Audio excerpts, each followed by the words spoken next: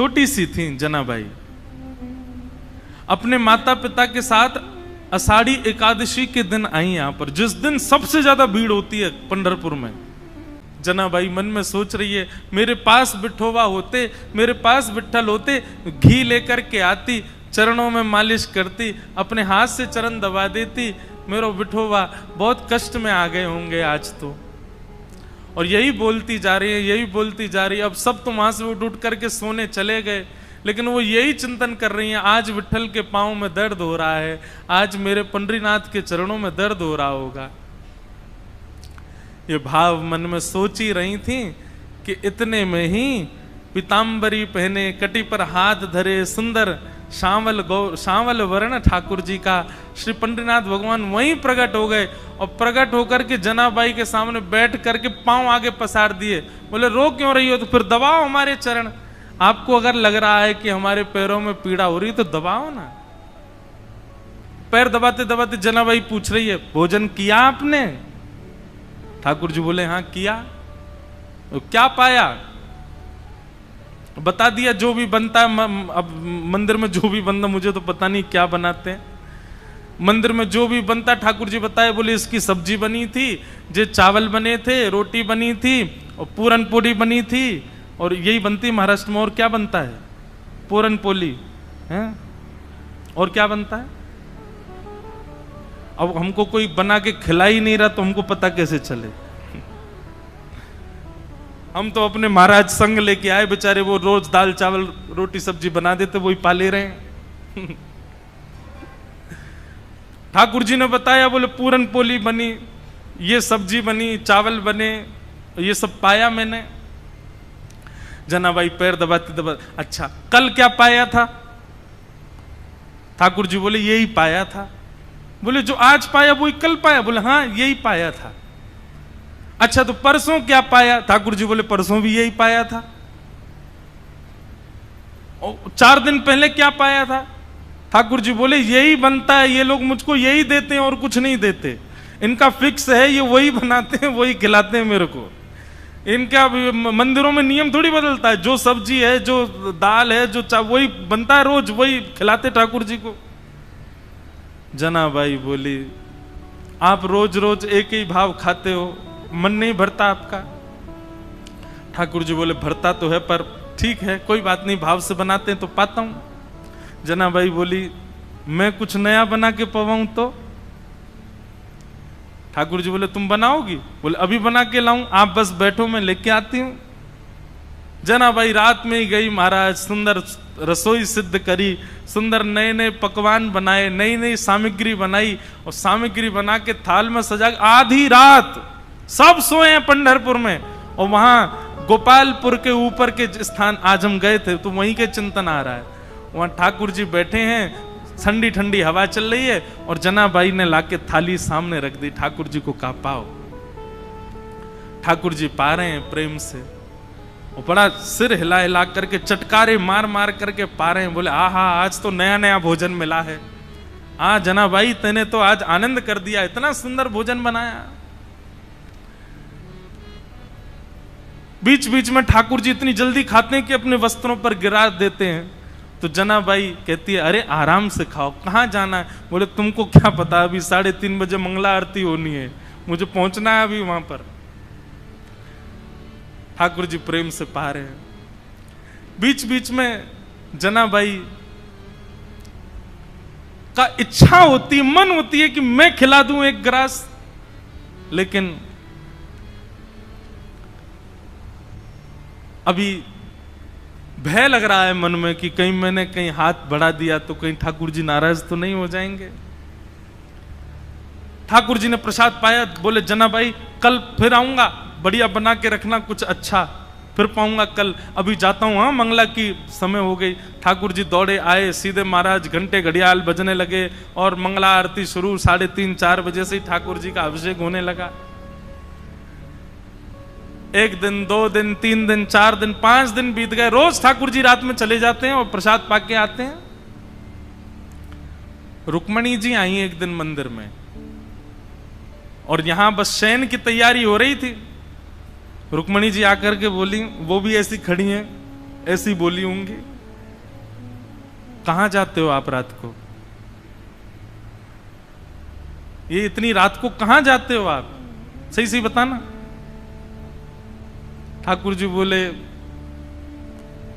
गोपालपुर जाता हूं, वहां पर एक मेरी भक्त है जनाबाई, ये मंदिर में तो रोज एक सा ही बना देते हैं, वहां पे बड़ा नया नया बनाती है, वो खाने में बहुत सुख मिलता है, वहां जाता हूं भोजन करने। रुक्मणी जी बोली अच्छा, इतना अच्छा भोजन बनता है कि रोज जाते हो? बोले हाँ, वो बड़े भाव से बनाती है। रुक्मणी जी बोली हमको भी ले चलो, हमको भी खिला लाओ। ठाकुर जी बोले लेके चलूंगा लेकिन खिलाऊंगा नहीं, खाऊंगा तो अकेला मैं।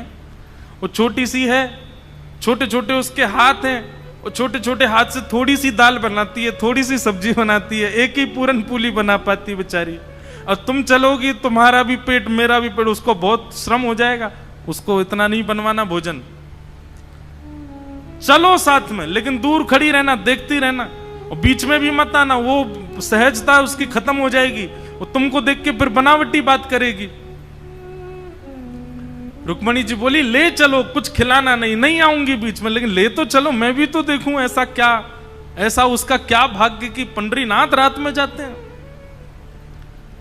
रुक्मणी जी गई हैं, दूर खड़ी देख रही हैं, जनाबाई थाल लेकर के आई है, ठाकुर जी प्रेम से पा रहे हैं।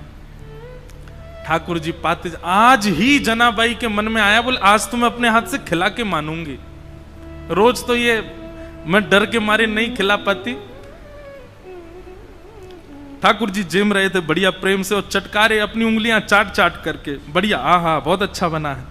दूर खड़ी रुक्मणी जी के नेत्र सजल हो रहे हैं, ये सौभाग्य तो मुझे भी नहीं मिला कभी, जैसा सौभाग्य जनाबाई को दे रहे हैं। बीच में जनाबाई के मन में भाव आया आज तो मुझे खिलाना ही है, तभी एक सामग्री उठाकर जनाबाई कहती बिठोबा ये तो पाओ, और ऐसे खाने में तल्लीन थे ठाकुर जी। ठाकुर जी ने भी विचार नहीं किया, ठाकुर जी ने भी मुख खोल दिया, हाँ खिलाओ। और जनाबाई ने जैसे ही अपना मुख अपने हस्त कमल से सामग्री ठाकुर जी के मुख में दी है, जनाबाई का हाथ वहीं रुक गया, ठाकुर जी का मुख वहीं रुक गया, दोनों के नेत्र सजल। और दूर खड़ी रुक्मणी जी भी कह रही हैं धन्य है जनाबाई, धन्य है, इनका सौभाग्य देखो, ठाकुर जी साक्षात इनके हाथों से पा रहे हैं। ऐसा भाव। रुक्मणी जी नतमस्तक हो गई, मन में विचार करने लगी कि मैं भी जनाबाई से मित्रता कर लूं, इनके बहाने मुझे भी ये सुख मिल जाया करेगा। जो सुख लक्ष्मी जी को भी नहीं है वो जनाबाई को दे रहे हैं ठाकुर जी।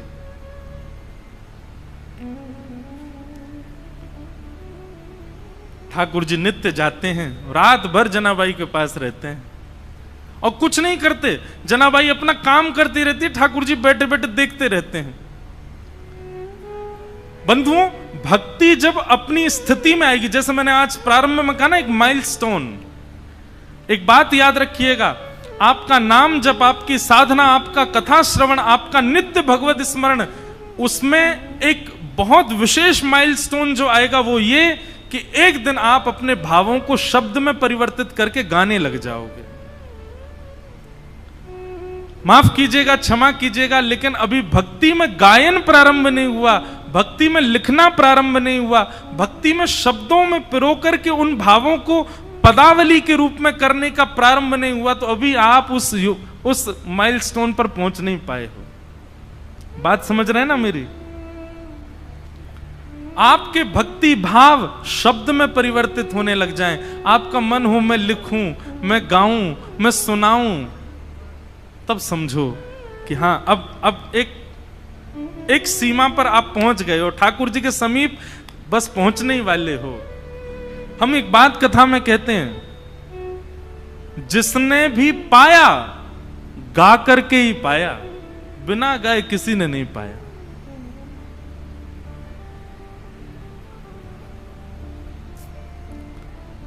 आहा, मीराबाई गाती हैं, सूरदास गाते हैं, गोस्वामी तुलसीदास गाते हैं, सबने गाया है। आपका भजन, आपकी साधना जब तक गायन में परिवर्तित ना हो, समझना अभी ठाकुर जी दूर हैं आपसे। प्रयास किया करो, उल्टा सीधा ही लिखा करो, लेकिन अपने भावों को पद में लिखने का। कल हम वृंदावन रसामृत पद गा रहे थे। कोई अपनी योग्यता नहीं बता रहा हूं मैं, क्षमा करना, मैं हूं भी नहीं इस लायक, पर पद गाते गाते अंतिम पंक्ति लिखी हमने ठाकुर जी के लिए,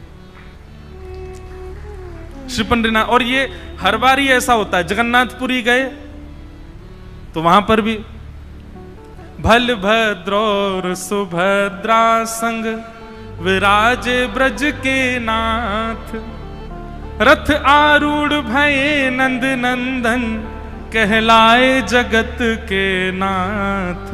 वृंदावन प्यारो वृंदावन। द्वारिका में कथा हुई तो वहां के भाव आ गए। वहां का भाव क्या था? विप्रधेनु संतन के कारण रण छोड़ो ब्रजनाथ। क्यों रण छोड़ करके गए ठाकुर जी? क्योंकि जरासंध जो था वो ब्राह्मणों की सेना लेकर के आ गया था, ब्राह्मणों को अनुष्ठान पर बैठा करके आया। ठाकुर जी ने मन में विचार किया 17 बार तो हरा दिया इसको, लेकिन अब की बार हराया तो ब्राह्मणों का जो अनुष्ठान है वो निष्फल हो जाएगा, ये ब्राह्मणों का वध कर देगा। तो ब्राह्मणों की रक्षा के लिए विप्रधेनु संतन के कारण रण छोड़ो ब्रजनाथ। गोमती तट द्वारवती पधारे। द्वारिका का शास्त्रीय नाम द्वारावती है। क्या है? गोमती तट द्वारवती पधारे। गोमती तट द्वारवती पधारे कहलाए द्वारिका नाथ। वृंदावन प्यारो वृंदावन। अब कल पंढरपुर आए तो पंढरपुर आकर के नया भाव आया। क्या? पुंडलीक की सेवा भाव सो रीझे रुक्मणी नाथ। पुंडलीक की सेवा भाव सो रीझे रुक्मणी नाथ। निज कर दिए कमर पर ठाड़े। निज कर किए कमर पर ठाड़े कहलाए विठल नाथ। वृंदावन प्यारो वृंदावन। ये बात हम क्यों कह रहे हैं? आपकी भक्ति जिस दिन शब्दों में परिवर्तित हो जाए, जिस दिन गायन में परिवर्तित होता है, जिस दिन भावों में परिवर्तित हो जाए, समझ जाना अब ठाकुर जी मिलने का मन बना चुके हैं आपसे। जनाबाई की यही स्थिति हो गई है। पूरे दिन तो नामदेव जी के घर में सब काम करती हैं, झाड़ू पोंछा बर्तन खान पान सबकी सेवा करती हैं, और रात्रि में चक्की पीसती हैं। और चक्की की जो घर घर घर आवाज आती है, उस घर घर घर आवाज को ही ताल बना करके जनाबाई पद गाती हैं। पद, अब मुझे जनाबाई का कोई पद याद नहीं। मैं पंढरपुर में इसीलिए पीछे रह जाता हूं, मुझे यहाँ के भाषा का दिक्कत हो जाती है। मराठी भाषा है, और कैसे गाऊं? भाव जब तक समझ नहीं आए। आज 2 बालिकाएं हैं, वो इतना सुंदर गाती हैं, रोज ठाकुर जी को आके सुनाती हैं। और मैं उनसे सुनता तो हूं, फिर मैं पूछता हूं इसका अर्थ क्या है। फिर अर्थ सोच करके सोचता हूं अब मैं गाऊंगा, लेकिन वो शब्द मुझे नहीं बैठ पाते बढ़िया से जुबान पे। तो जनाबाई पद गा रही थी आज, और महाराज ध्यान से सुनिएगा सब लोग। जनाबाई पद गा रही थी और इतने में ठाकुर जी आ गए। और ठाकुर जी आकर के मानो पीछे खंबे से टेक लगा करके और नेत्र बंद करके बड़े भाव से सुन रहे हैं जनाबाई के भाव। और केवल इतना ही नहीं, ठाकुर जी ने तुरंत कलम निकाली और पत्र निकाला, लिखने लगे जनाबाई के भावों को। बताओ, दुनिया गाती है, आप लिखते हो। जनाबाई गा रही है, ठाकुर जी लिख रहे हैं उसके पदों को। कितना सुंदर भाव। जनाबाई का भाव जैसे ही पूर्ण होवे, ठाकुर जी के और सुनाओ ना, अभी क्यों नहीं गा रही हो, और कुछ गाओ ना, इतना बढ़िया गा रही हो।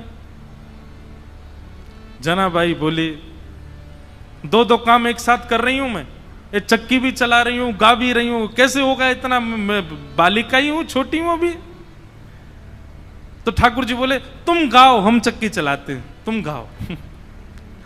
और जनाबाई का हाथ में हाथ, ऊपर से जनाबाई ने पकड़ा, नीचे ठाकुर जी पकड़ करके चक्की चलाते हैं और जनाबाई गाती है, ठाकुर जी उनके मुखमंडल को ही देख रहे हैं। आहा। एक बात कहूं बंधुओं, भक्ति का मतलब क्या है? प्रारंभ हो तो आप ठाकुर जी के पीछे पड़े रहो, लेकिन स्थिति ऐसी आवे एक दिन कि ठाकुर जी आपके पीछे पड़े रहे। ये समझो भक्ति है। आप ही उनके पीछे पड़े हो और वो उनको कोई फर्क नहीं पड़ रहा है, तो फिर ये भक्ति नहीं है, ये समझो एक तरफा प्रेम है आपका। स्थिति ऐसी हो जाए महाराज कि ठाकुर जी आपके बगैर नहीं रह पाए, ठाकुर जी को आपके बिना राजी नहीं हो, ठाकुर जी को आपके बिना व्याकुलता हो जाए, ठाकुर जी को जब तक आपकी थाली, अब कितने भी भक्तों को देखो, वहां कर्मा बाई बिना नहाए धोए खिचड़ी बनाती है, ठाकुर जी दौड़ करके आते उनकी खिचड़ी पाने।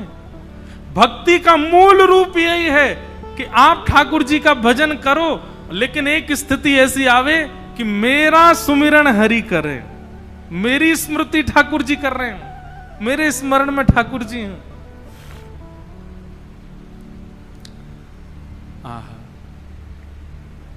जनाबाई के भाव इतने प्रिय लगने लगे। ठाकुर जी कहें तेरे काम मैं करूं, तू बस गाती रहे। ठाकुर जी चक्की चलाते हैं वहां बैठे बैठे।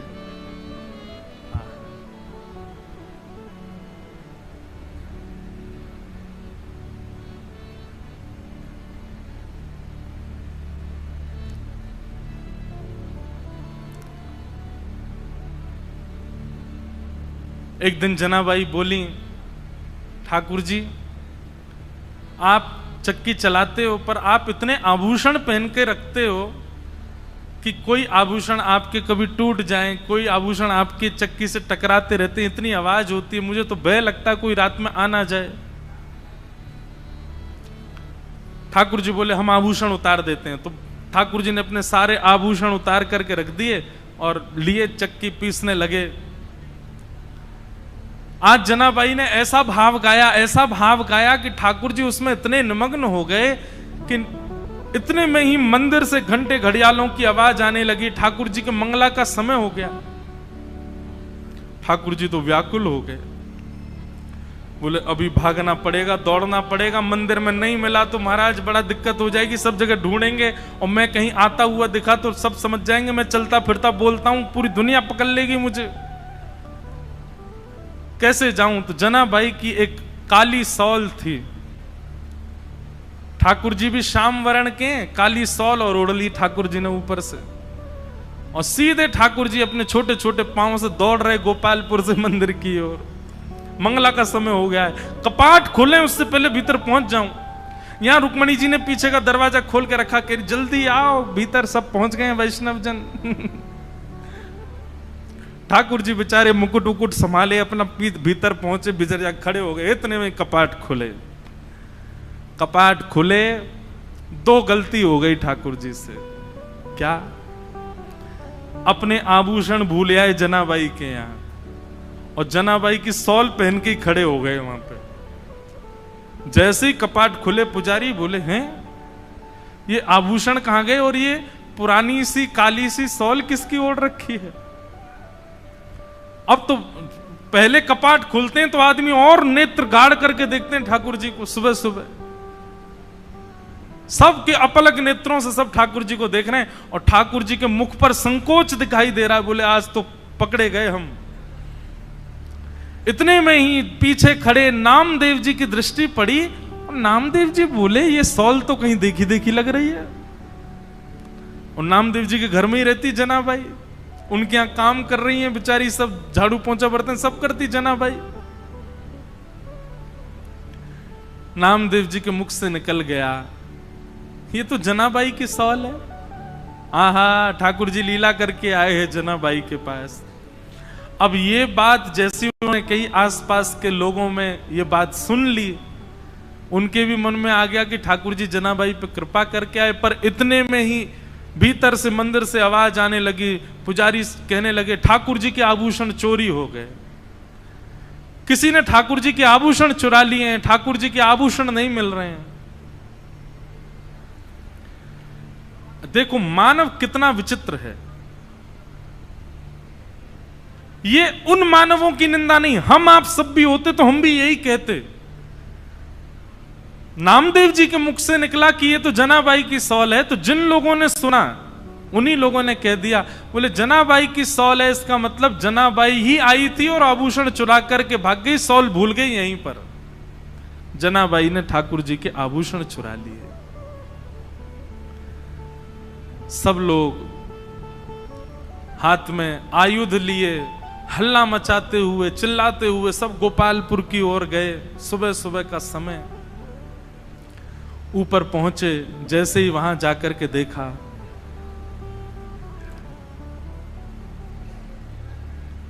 जनाबाई कहां है, बाहर आओ। जनाबाई निकल करके आई, क्या बात है, क्यों चिल्ला रहे हैं आप लोग? बोले तुमने ठाकुर जी के आभूषण चुराए। जनाबाई बोली मैं क्यों चुराऊंगी आभूषण? बोले तलाशी दिलाओ। जैसे ही जनाबाई के स्थान को देखने लगे, वहीं ठाकुर जी के आभूषण मिल गए। बंधुओं,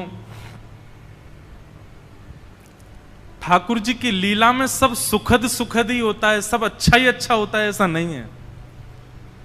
ठाकुर जी कब कहां क्या किस भाव से लीला कर रहे हैं ये कोई नहीं जानता। और ठाकुर जी को जब अति विशेष लीला करनी होती है ना, तो ऐसा ही कोई कष्ट हमारे लिए कष्ट है, पर जिसके साथ होता है उसके लिए वो कष्ट नहीं है, ऐसी कोई भावना प्रकट। जैसे ही आभूषण मिले सबको, जनाबाई को पकड़ लिया सबने, बहुत अशब्द सब उच्चारण करने लगे। आभूषण चुरा लिए ठाकुर जी के। अरे नामदेव जी, आपने किसको अपने घर में आश्रय दे रखा है? और आदि आदि सब चिल्लाने लगे। जनाबाई तो मौन हो गई। और मैं क्या बोलूं? इन सबको यदि ये बात बताऊं कि रात्रि में ठाकुर जी मेरे यहां आए हैं, तो ये नहीं मानेंगे। ठाकुर जी लीला करके गए, ये सब कोई स्वीकार नहीं करेंगे। जनाबाई ने एक दो बार थोड़ा सा हट तो किया, लेकिन किसी ने नहीं माना। और सबने मिलकर के एक योजना बनाई। मैया अभी बैठो, अभी कथा चल रही है, हाँ अभी विराजो, कथा के बीच में नहीं, हाँ मिलेंगे हम आपसे। विचार करने लगे क्या करें। सबने मिलकर के कहा कि दंड दो। और दंड क्या है? बोले मृत्यु दंड दो।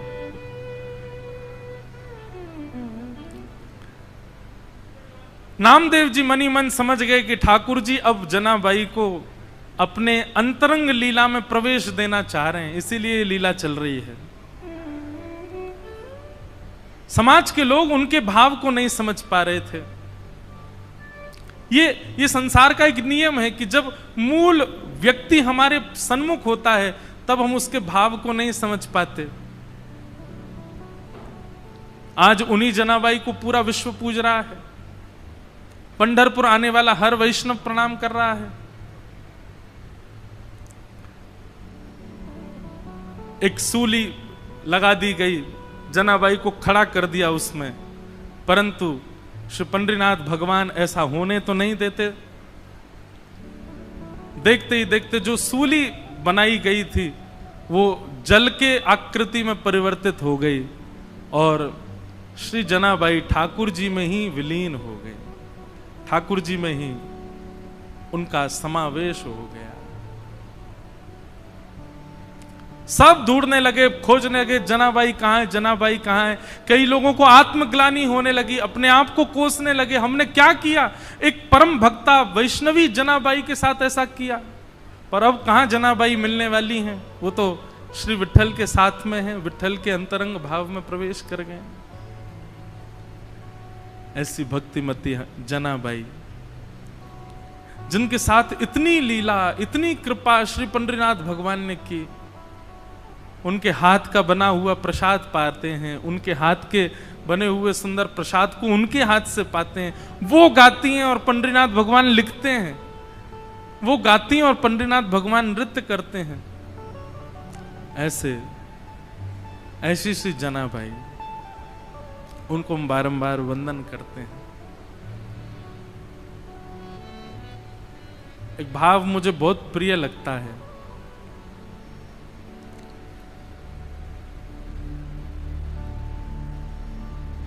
श्याम सुंदर सदा हमको प्यारे रहें, हम उन्हीं के रहें, वो हमारे रहें। श्याम सुंदर सदा हमको प्यारे रहें, हम उन्हीं के रहें, वो हमारे। दो कथाओं का प्रकथन पढ़ने में आया।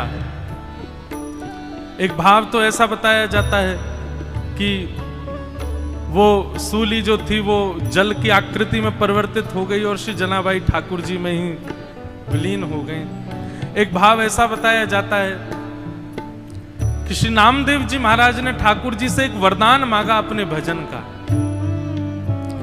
बहुत ध्यान से सुनिएगा। अपने जीवन भर के भजन का एक वरदान मांगा ठाकुर जी से। पंडरीनाथ भगवान बोले मांगो क्या चाहिए? तब श्री नामदेव जी कहते हैं, बोले पंढरपुर आने वाले हर वैष्णव की चरण रज मेरे माथे पर पड़े नित्य। जब तक पंढरपुर धाम है तब तक यहां आने वाले वैष्णवों की चरण रज मुझको प्राप्त होती रहे, ऐसा वरदान मुझे प्रदान करो। ये वरदान मांगते ही श्री पंडरीनाथ भगवान का जो मुख्य द्वार है, जहां से अभी सबका प्रवेश तो अभी निषेध है, सब घूम के जाते हैं, पर दर्शन अभी भी होता है, आप लोग सब कीजिएगा। वहां स्थान से अपने आप ही पृथ्वी बीच में से अलग हो गई, गहरा गड्ढा हो गया। ठाकुर जी ने मानो आज्ञा कर दी कि नामदेव जी आप वहीं विराजमान हो जाओ। जो भी लोग दर्शन करने आएंगे इन्हीं पहाड़ियों पर चढ़ करके ऊपर आएंगे, इन्हीं सिड्डियों पर चढ़ करके आएंगे, इन्हीं के नीचे आप विराजमान रहोगे तो सबकी चरण रज आपको स्वतः प्राप्त होती रहेगी। तो श्री नामदेव जी के सहित उनका पूरा परिवार, उनके पुत्र, पुत्र वधू, पत्नी, सब जितने जो भी हैं नामदेव जी के परिवार में, करीब 12-13 लोगों ने, सबने समाधि रिश्तेदारों के सहित, और अंत में जनाबाई भी श्री नामदेव जी के साथ वहीं पर विराजमान हो गए। ऐसी भी कथा पढ़ने में आती है। कितना ऊंचा भाव है। हम जब तक जीवित रहें तब तक वैष्णवों की चरण रज माथे से लगाते रहें, ये तो भाव सबका होता है।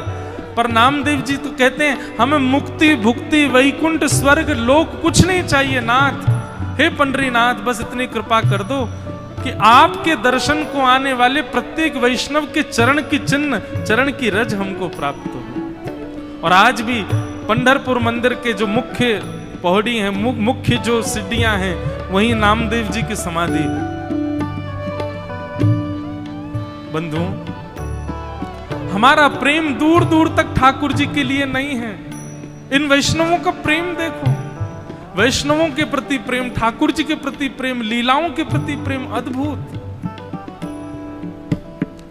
हम तो बस गा सकते हैं, प्रार्थना कर सकते हैं, क्योंकि ये भाव भी ठाकुर जी की कृपा से ही हमारे चित्त में प्रकट होंगे, हमारे चाहने से प्रकट नहीं हो सकते। श्याम सुंदर सदा हमको प्यारे रहें, हम उन्हीं के रहें, वो हमारे रहें। श्याम सुंदर सदा हमको प्यारे, सब लोग गाओ।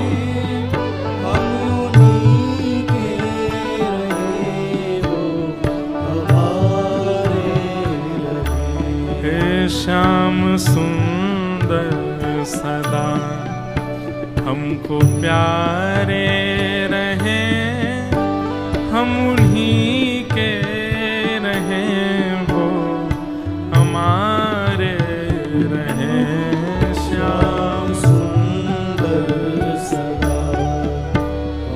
पंडरीनाथ भगवान का स्मरण करते हुए गाओ। हम उन्हीं के रहे वो हमारे रहे। जिस डगर से मुरलिया की धुन आएगी, जिस डगर से मुरलिया की धुन आएगी, जिस डगर से मुरलिया की धुन आएगी, जिस डगर से मुरलिया की धुन आएगी, उस डगर पे उमरिया ये कट जाएगी, उस डगर पे उमरिया ये कट जाएगी, उस डगर पे उमरिया ये कट जाएगी, उस डगर पे उमरिया कट जाएगी। हे उस डगर पे उमरिया ये कट जाएगी, उस डगर पे उमरिया ये कट जाएगी। उनकी तस्वीर मन में बसाए रहें, हम उन्हीं के रहें वो हमारे। श्याम सुंदर सदा हमको प्यारे रहें, हम उन्हीं के रहें वो हमारे श्री पंडरीनाथ भगवान की जय।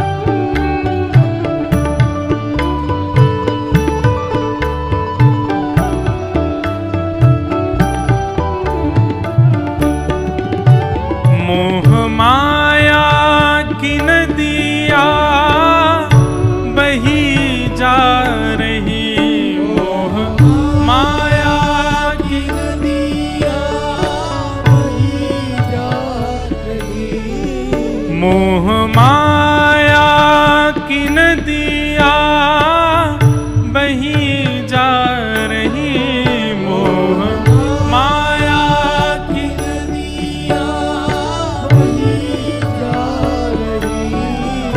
मन की ममता को खींचे चली जा रही, मन की ममता को खींचे चली जा रही, हे मन की ममता को खींचे चली जा रही, मन की ममता को खींचे चली जा रही, हे मन की ममता को खींचे चली जा रही, मन की ममता को खींचे चली जा रही।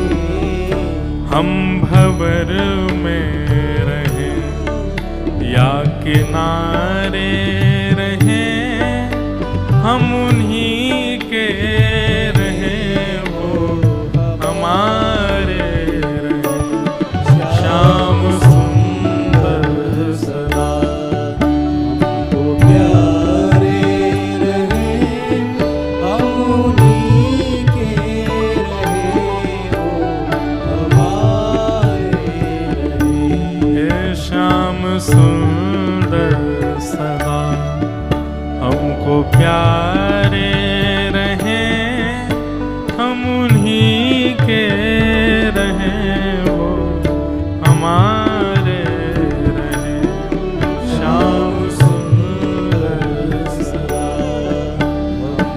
प्यारे रहे हम उन्हीं के रहे वो हमारे हे माझा विठ्ठल विठ्ठल विठ्ठला माझा विठ्ठल सब लोग गाओ माझा विठ्ठल विठ्ठल विठ्ठला माझा विठ्ठल विठ्ठल